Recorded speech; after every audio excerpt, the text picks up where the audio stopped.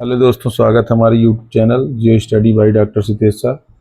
आज की इस वीडियो में हम मध्य प्रदेश के अनुसूचित जनजातियों से संबंधित महत्वपूर्ण तथ्यों के बारे में जानेंगे।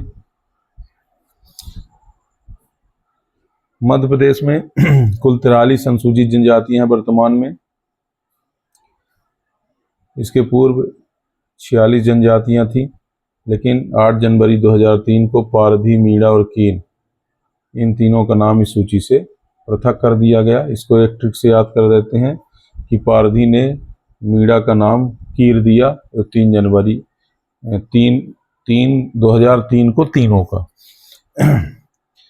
सर्वाधिक अनुसूचित जनजाति जनसंख्या वाले जिले। सर्वाधिक अनुसूचित जनजाति जनसंख्या का प्रतिशत की बात की जाए तो सबसे ज़्यादा अलीराजपुर में है 89%, झाबुआ में 87, बड़वानी में 69.4%। इसी प्रकार न्यूनतम की बात करें, भिंड, ये प्रतिशत में और न्यूनतम में दोनों में इसी का स्थान है। दूसरे नंबर पर मुरैना 0.9%, दतिया 1.9%। ये प्रतिशत वाले जिले हैं अनुसूचित जनजाति जनसंख्या में, अधिकतम प्रतिशत और न्यूनतम प्रतिशत।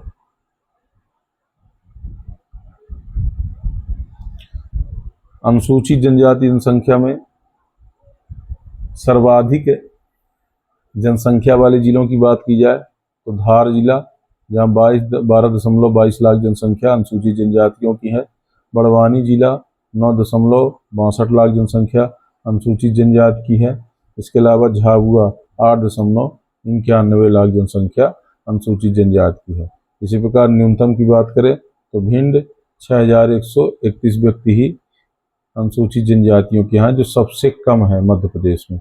इसके बाद दतिया 15,061, मुरैना 17,030 व्यक्ति। इस प्रकार से ये अधिकतम और न्यूनतम जनसंख्या वाले जिले हैं।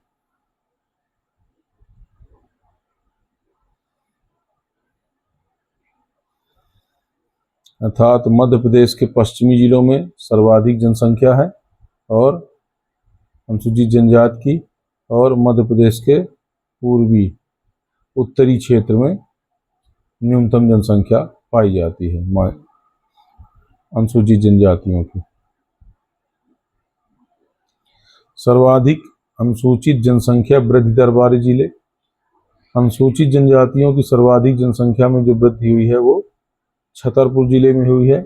दूसरे नंबर पर है शिवपुरी और तीसरे नंबर पर है बुरहानपुर। इन तीनों जिलों में अनुसूचित जनजाति जनसंख्या की वृद्धि दर सर्वाधिक पाई गई है। अनुसूचित जनजाति जनसंख्या में न्यूनतम वृद्धि दर वाले जिलों मंदसौर, भिंड और उज्जैन, इन तीनों जिलों में न्यूनतम वृद्धि दर पाई गई है। आदिवासी लिंगानुपात। आदिवासी लिंगानुपात की बात करें तो कुल जनसंख्या 984, ग्रामीण लिंगानुपात 986 और शहरी 956, 2011 की जनगणना के अनुसार। इस प्रकार से जनसंख्या पाई गई।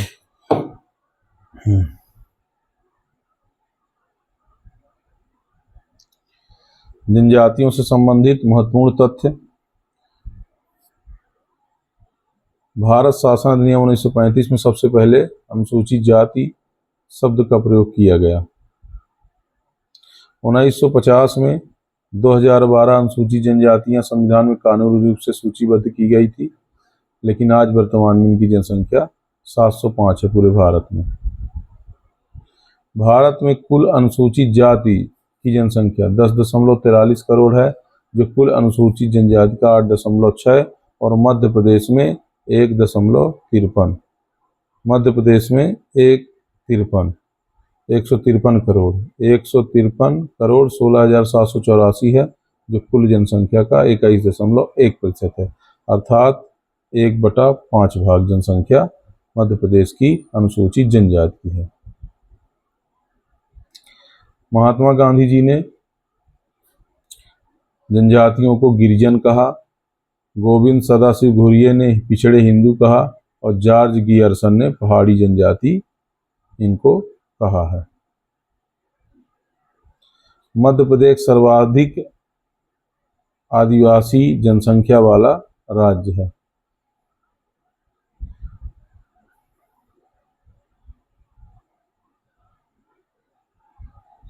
भारत में सबसे ज्यादा अनुसूचित जनजाति प्रतिशत वाले राज्य की बात की जाए तो मिजोरम 94.8% है, और यहीं पर सर्वाधिक साक्षरता भी अनुसूचित जनजातियों में पाई गई है, 94.8%। मध्य प्रदेश की कुल साक्षरता 69.35% है, लेकिन जब हम अनुसूचित जनजाति की साक्षरता की बात करते हैं तो मात्र 50% जनजातियों में साक्षरता पाई जाती है, जिसमें पुरुष 59.6% और महिलाओं की साक्षरता दर 41.5% है, जो बहुत ही कम है।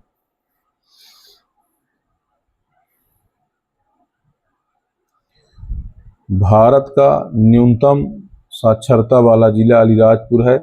ये पूरे भारत में सबसे न्यूनतम साक्षरता इस जिले में पाई जाती है। मध्य प्रदेश ही नहीं, पूरे भारत का सबसे कम साक्षरता वाला जिला अलीराजपुर है, क्योंकि यहाँ पर सबसे ज़्यादा अनुसूचित जनजाति पाई जाती है, जिनमें साक्षरता का स्तर बहुत कम पाया जाता है।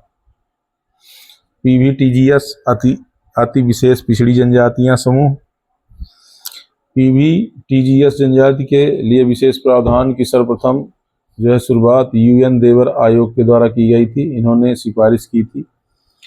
PVTGS के लक्षण, यानी ऐसी जनजातियां जो अति विशेष पिछड़ी जनजाति हैं, उनके क्या कारण हैं और उनको किस प्रकार से माना जाए कि ये PVTGS के श्रेणी में आती हैं। तो ऐसी जनजातियां जिनकी साक्षरता दर कम होती है, जनसंख्या लगातार घटते रहना और इनका निवास दुर्गम जंगलों में होना, खेती में झूम कृषि करना और आर्थिक पिछड़ापन, ये सभी लक्षणों वाली जो भी जनजातियां होती हैं उनको इसमें शामिल किया जाता है।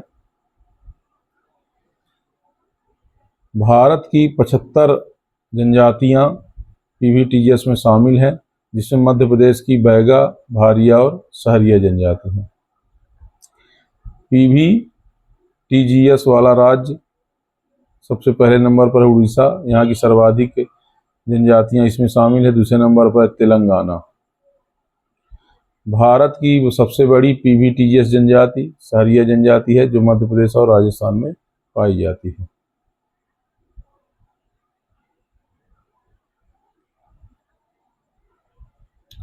नवंबर 2023 को जनजाति गौरव दिवस मनाया गया।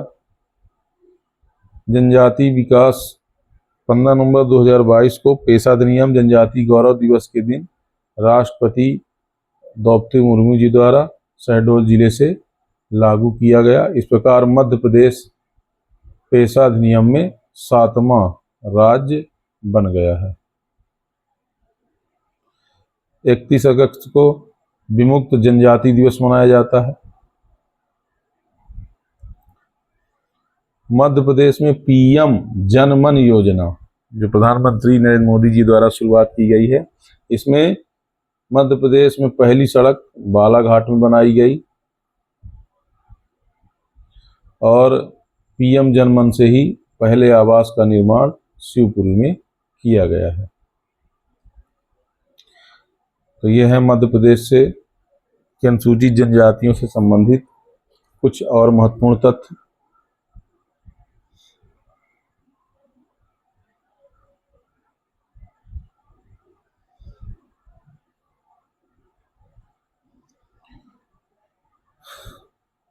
अनुसूचित जनजातियों से संबंधित कुछ महत्वपूर्ण पुस्तकें जो MPPSC की परीक्षाओं में ज़्यादातर पूछी जाती हैं।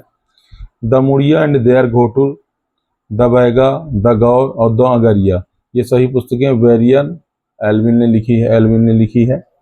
द भील, द बुझमाड़िया, 12 भाई बिंझवार, TV नायक ने लिखी है। Coal of Central Asia, Griffiths ने लिखी है। The nature of culture, Kroeber ने लिखी है।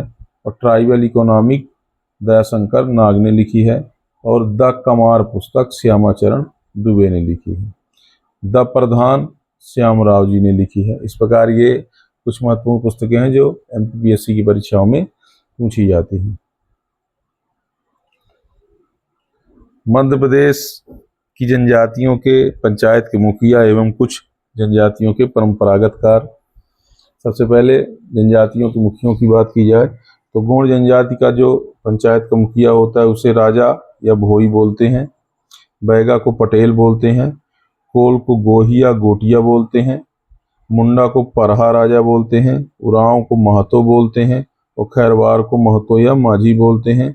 सहरिया को खुटिया पटेल बोला जाता है। सहरिया जनजाति में जो पंचायत का मुखिया है उसे खुटिया पटेल कहते हैं। इस प्रकार ये पंचायतों के मुखिया एमपीपीएससी में काफ़ी पूछे जाते हैं, इसीलिए एक ही स्लाइड में। जनजातियों के कुछ परंपरागत कार्य। कोरकू जनजाति यह भूमि खोदने का कार्य करती है। इसके अलावा हलवा जनजाति ये हलवा बनाने और कृषि कार्य करती है। प्रधान गाथा गायन ये राजाओं की गाथाओं का गायन करती है। मुड़िया जनजाति ये कास्ट एवं लौह शिल्प में निपुण होती है। अगरिया जनजाति ये लौह शिल्प में निपुण होती है। कोल जनजाति ये कोयले की खदानों में काम करने में निपुण होती है। और ओझा ये जड़ी बूटी तंत्र से बीमारियों का उपचार करने में निपुण होते हैं, अर्थात ये जो भी जड़ी बूटियां हैं उनकी पहचान करने और उनका उपयोग करने में ये जनजाति बहुत ही दक्ष मानी जाती है। तो इस प्रकार से इस वीडियो में हम लोगों ने मध्य प्रदेश से संबंधित प्रमुख तत्वों के बारे में जाना, जो महत्वपूर्ण तथ्य हैं जो एमपीपीएससी की परीक्षाओं में अधिकतर पूछे जाते हैं। तो यदि वीडियो पसंद आई हो तो लाइक, शेयर और सब्सक्राइब जरूर करें। बहुत बहुत धन्यवाद।